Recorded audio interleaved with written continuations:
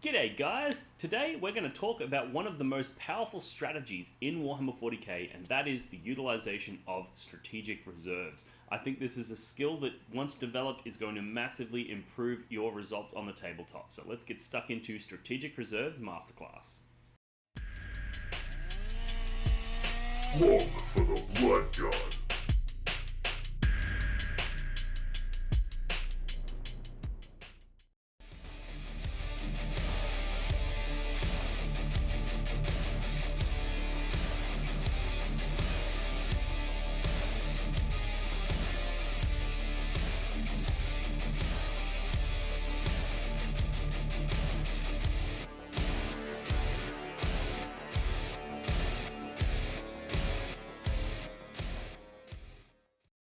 Today's video is brought to you by Proxy Wars. Head over to their website if you want to show some support to those who support this channel. Alrighty guys, now it's worth noting at this stage that the Strategic Reserves rule is insanely broad and has as many different implications and applications as you could imagine. So I'm going to do my best in this video to give you as many examples as I can and give you some fundamental understanding of the way that this rule works. Essentially what Strategic Reserves is it's the ability to take your units and not deploy them on the table during the deployment step. Instead, you deploy them off to the side and you can bring them in and add them to the battle throughout the game, right? The key note here is that if your unit has a deep strike ability, when you bring them back in, they can deploy anywhere on the table. If it doesn't, they have to come on from a table edge within 6 inches, and they can't come on in your opponent's deployment zone in the first and second turn, and they can't come on at all in the first turn unless they have another rule that sort of lets them do that. Now, there's so many things that this allows you to do. So the first one is it allows you to protect your units from enemy damage. Now, if you have a unit in Strategic Reserves, your opponent cannot interact with it at all. So if you're playing on a table where there's not a massive amount of terrain, maybe your opponent's got a whole bunch of indirect shooting, maybe they've got some really fast combat threats, and you're like, wow, they're going to get to my valuable units early, you can just put them in Strategic Reserves, and now your opponent cannot interact with them. There's certain units that are going to benefit from this more than others. Typically, we call these glass cannons, units that are relatively fragile but do high amount of damage. They're the sorts of units that you're going to want to put in Strategic Reserves, because your opponent's going to be able to deal with them early and kill them before you can bring that damage to bear. Units that come in from Strategic Reserves, generally speaking, are going to want to be ones that do shooting damage, or are going to come in from rapid ingress so that they can come on somewhere in your opponent's turn safe, and then in your turn move out and charge. Combat threats from Strategic Reserves are always very precarious because you don't want to be fishing for those 9-inch charges. The exception to this is things that have pluses to their charges or reroll charges. So for example, a World Eater's Mauler Fiend is not a horrible option for a Strategic Reserves unit, because if the target of its charge has taken any damage whatsoever, it gets +2 to its charge roll. So now instead of looking for a 9, you're looking for a 7.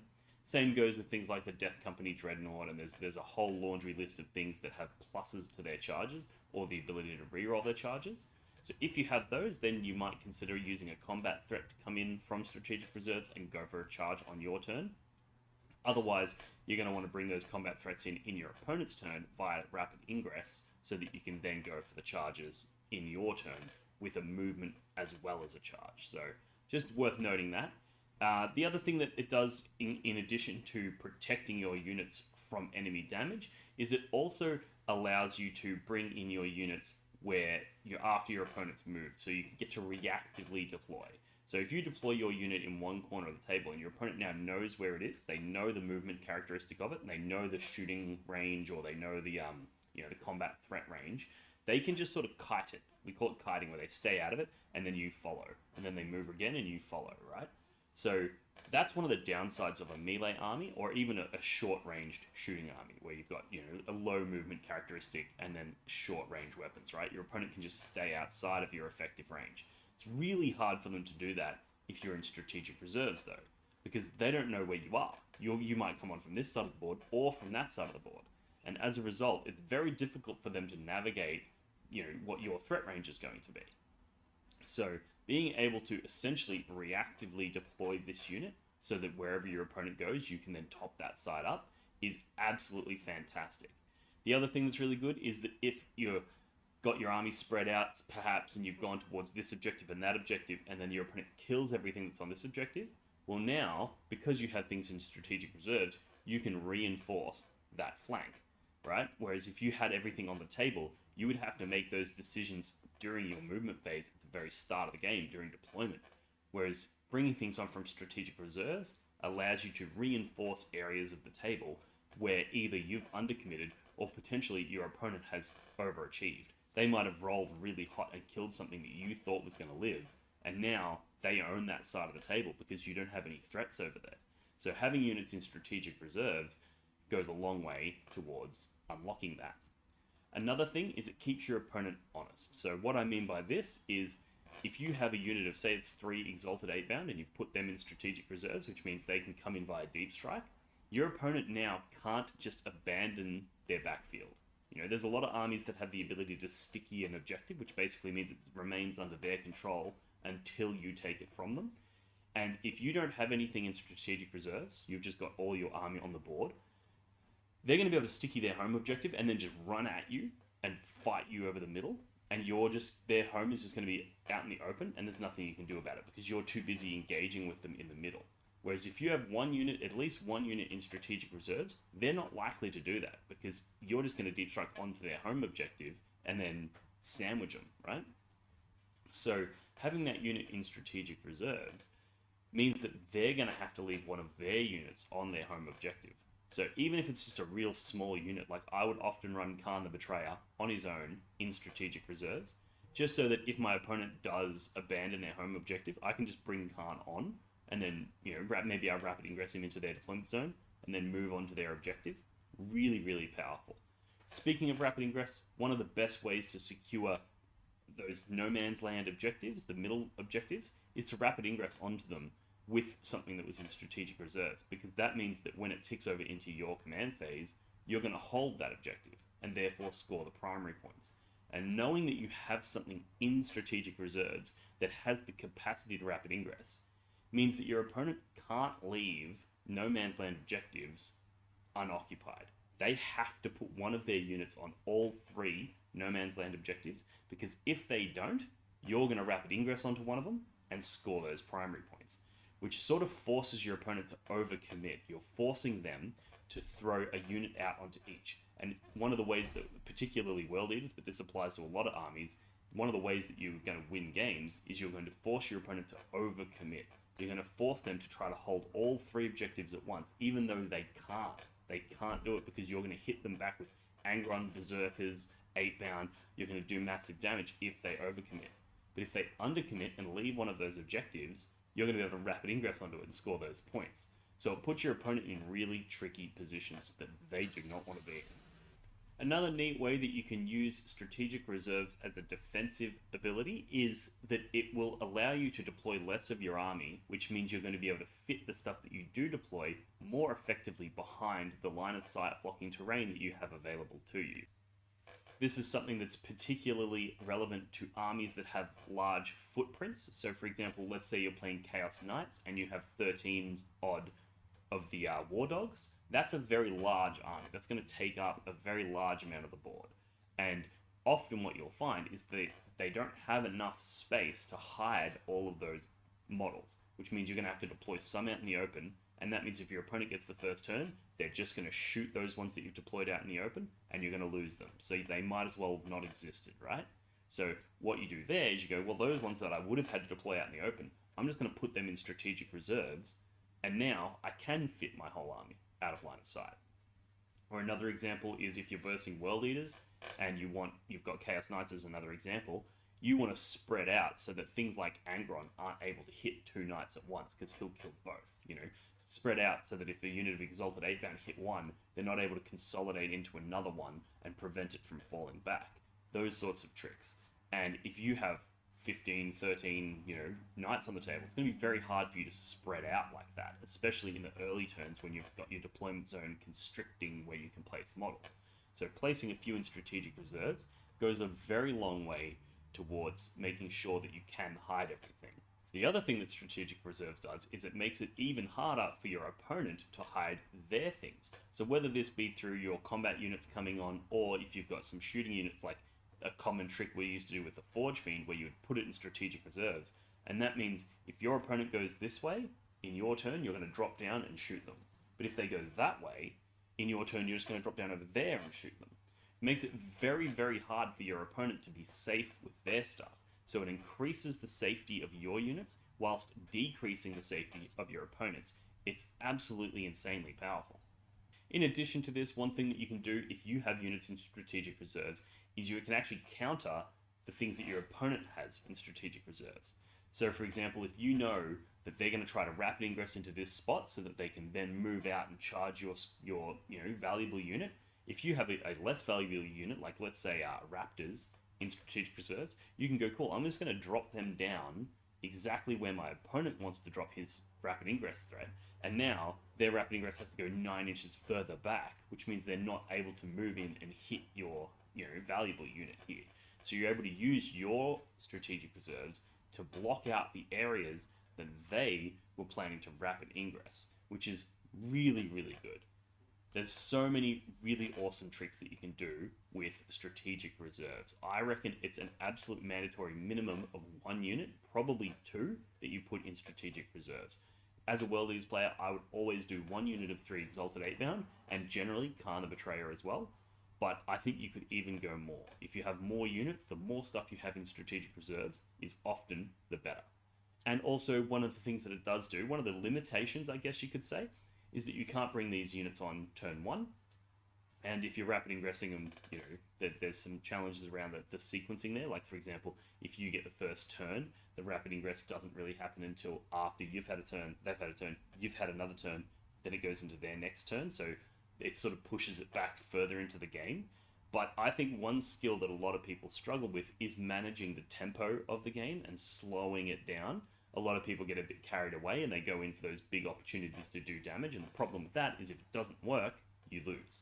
Whereas if you manage the tempo of the game and just go, cool, I'm just going to pick one thing to do each turn and I'm going to do it well and I'm going to achieve those points, then you're going to get a much better result. And strategic reserves helps with that because often you're only going to be able to rapid ingress 1 unit per turn, which means you're not going to be just going ham and hitting with everything at once. You're going to be tempo. You're going to be slowly dripping those units out, making sure that each time you do your trade up, you achieve more with that unit than you lost. And as a result, you're going to win the game in turns 3, 4, and 5. And all of these things are unlocked by strategic reserves. It's also worth noting that there are some units that you're able to put back into strategic reserves during the game, and these units are amazingly powerful. As a Chaos player, the only real one that we have access to is either Demons if you're playing a mono Demon army, or primary Demon army, or Chaos Bikers. The Chaos Bikers I'm not so sold on because in order for them to be picked up, they have to be within 6 inches of a table edge, and when they come back on, they also have to be within 6 inches of a table edge, which isn't ideal. Things like Raptors are a much better opportunity for strategic reserves because they can just drop straight on. But there is some play to Chaos Bikers as well. It's also worth noting that if your unit is deployed on the table and you pick it up with one of those abilities, you can actually drop it down in the first turn. So if, let's say you're playing against somebody, you've got Chaos Bikers and they get the first turn, so they do their movement phase. Then at the end of their turn, you can pick up your Chaos Bikers, and then in your first turn, you can bring those Chaos Bikers on and do heavy damage with them. So that's a really spicy way of getting Alpha Strike on your opponent. Just beware that, Chaos Bikers aren't exactly the heaviest hitting unit, so it's not exactly a terrifying blow, but it can be a blow to, their safe objective or something like that, and it can be quite effective, so that's worth noting. Alrighty guys, I hope you enjoyed this video. If you did, like, subscribe, all that good shit. Check out blogforthebloodgod.com where you can pick up some merchandise. We've got objective markers, dice, t-shirts, terrain kits, all kinds of stuff. Each time you do it, you get a couple bucks towards me, which helps me improve the quality and frequency of this content.